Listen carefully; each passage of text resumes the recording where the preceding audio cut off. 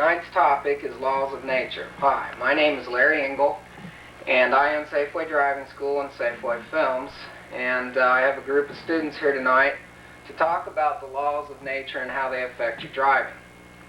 First thing I want to talk about is the difference between how laws of nature are enforced and how man's laws are enforced.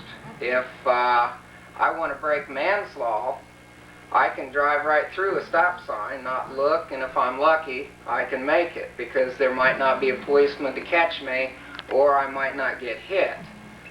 Nature's laws are a lot different, though. Nature's laws are automatically enforced. If you drive your car off a cliff, you fall every time. There's no second chances when we have laws of nature. So that's one important thing to keep in mind. Now, I'm going to ask you a few questions, and the first question is, we're going to talk about friction and how it affects your driving. What do you think the dictionary says friction is? It's a force, or it's the amount of pressure created when what? Two objects come together. Two objects rub together. The amount of force created when two objects rub together. Now, that force will depend on the objects themselves. If the objects are smooth, when they rub together, it'll go a lot easier. If the objects are rough, such as sandpaper rubbing against each other, if I had sandpaper in my hands, it wouldn't rub very smoothly. If they were wet, such as the road is sometimes wet, then you get less friction. What two things determine the amount of friction you get when you drive your car as to whether it stops and starts and turns? Tire traction. All right, the tires and the road. Okay, now, of those two things that affect friction, do we control that? In other words, is there any way we can control the friction? No, there's no way to control the friction other than having nice tires. If you have good tires with a deep tread, then that'll work a lot better. But we're not in control of this. What we have to do is we have to recognize it, and we have to react to it. Okay, so we are not in control, but we do see that the road is wet, and then we slow down, we react to it.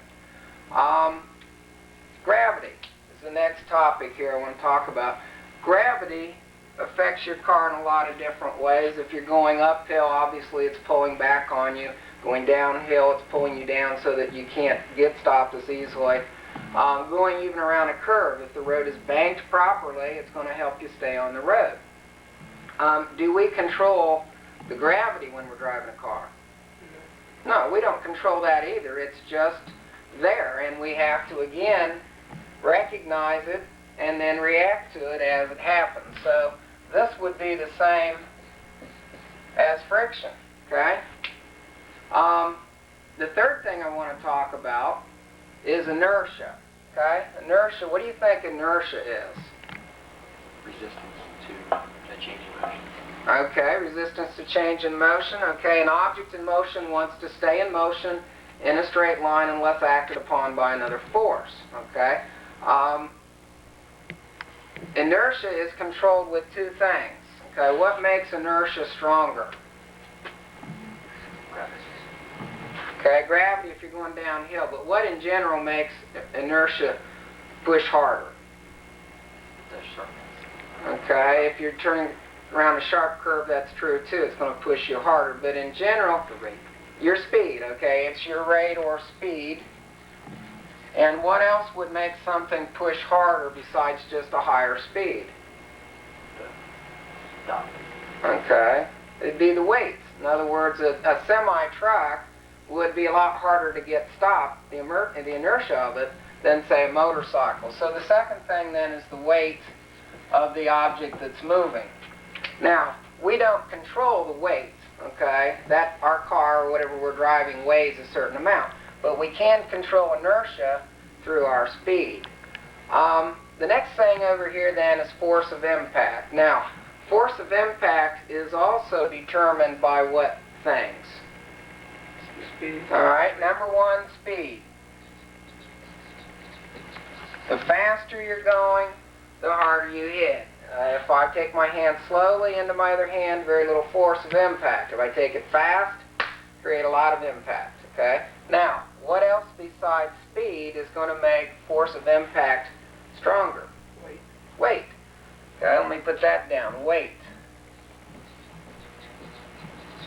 Now, again, I can't control the weight of my object that I'm driving, the vehicle I'm driving, but in some cases I can control what I'm hitting. In other words, if I have a choice between hitting a tree and hitting a bush, obviously which one's going to give me less impact? Bush. The bush will. I go on through it. It's just like if I take my hand into a piece of paper. When I hit the paper, most of the impact or most of the inertia continues going and very little impact takes place here. If I take my hand into a wall, it stops right here and all of the impact takes place there. Okay, now this last one, there is a third thing that affects how much impact you get, and I've taught this for about 8 years in here and asked this question. I very rarely get anybody to guess it. Can anybody guess what the third thing would be that would create less or more impact? The object you're hitting. Okay, that's part of it, the weight of the object, but how I hit the object, in other words, the angle. Alright, if I'm in a car and I go head up into a brick wall, where do I stop when I make contact? Right here. All the impact takes place here. But if I'm in a car and I hit a brick wall at an angle like this, do I stop right here? No. No. What I'm going to do is what? I'm going to reflect away, which is a lot of the inertia leaving and very little impact taking place here. Okay? So when you're going to be in an accident, what are the three things you should try to do then? Reduce your angle. Try to slow down, okay? Reduce the angle if possible. If I got to hit something solid, hit it at an angle so I glance away. And what else? It's up here.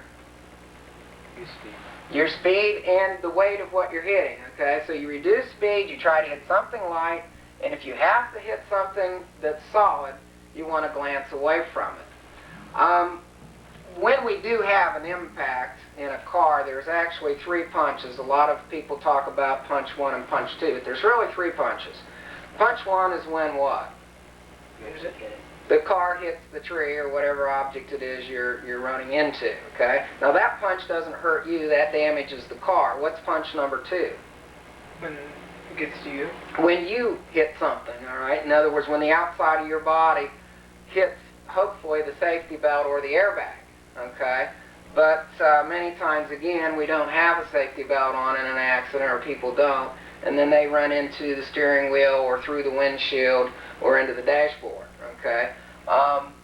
So those are, the second one is obviously the one that's going to hurt you a lot, but there's actually a third impact that a lot of people don't even think about, and that is this: your body is not made of solid wood or steel, and when your body gets caught in the safety belt, the inside part of your body will continue to move forward until it hits up against your chest or the front part of your torso, okay?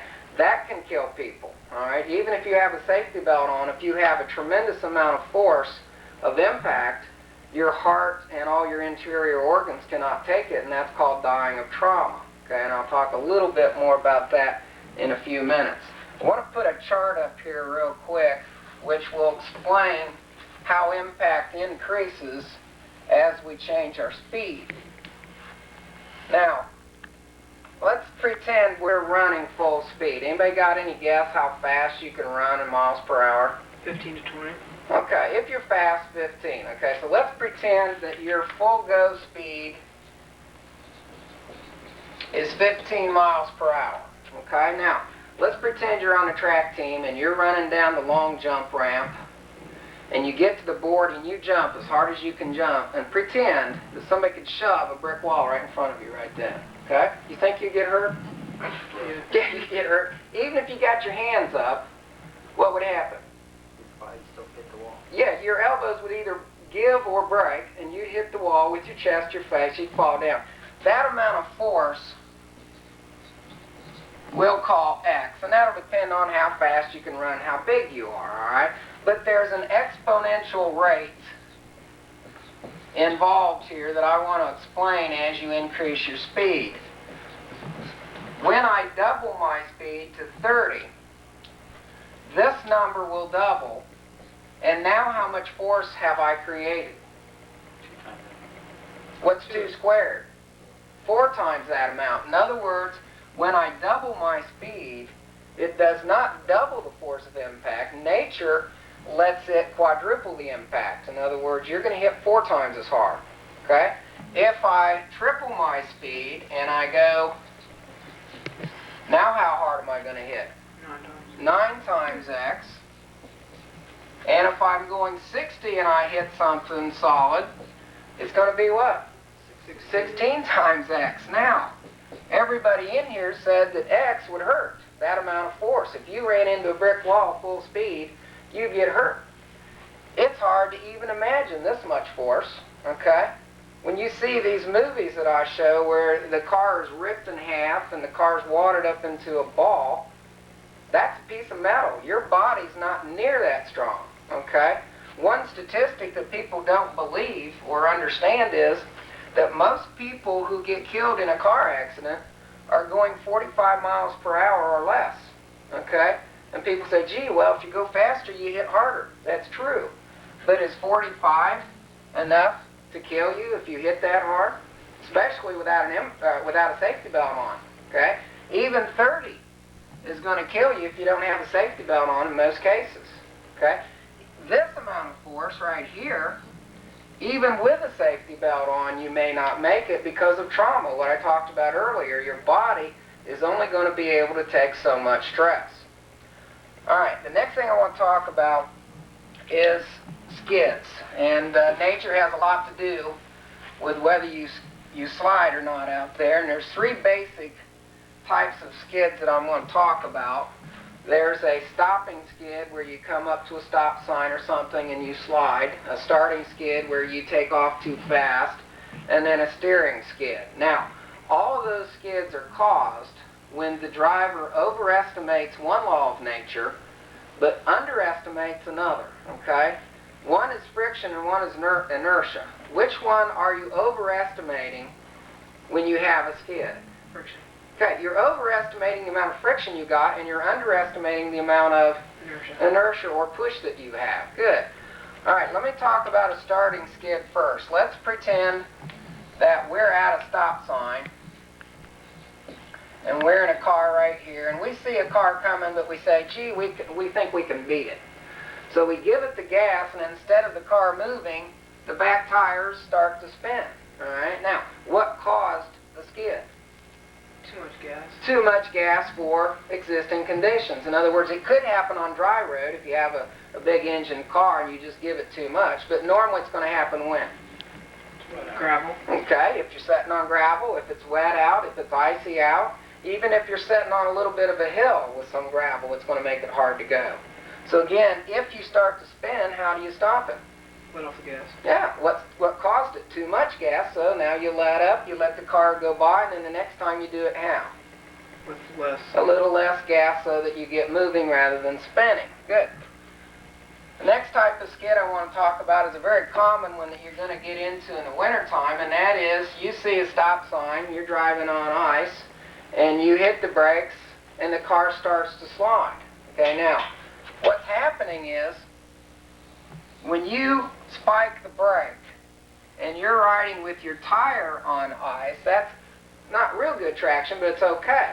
But when you spike your brake, what you do is you put a layer of ice under your tire, and the ice is rubbing on top of the road ice, and ice on ice has no friction. You just take off. Now, how do you stop from sliding if you get into a stopping skid? Let off the brake. Yeah, what caused it? Braking, okay? So you got to let off on the brake, and that's hard to do because you're thinking, I got to push on this to get stopped, but in reality, as long as you keep pushing on it, you're going to keep sliding. So you got to let this wheel roll.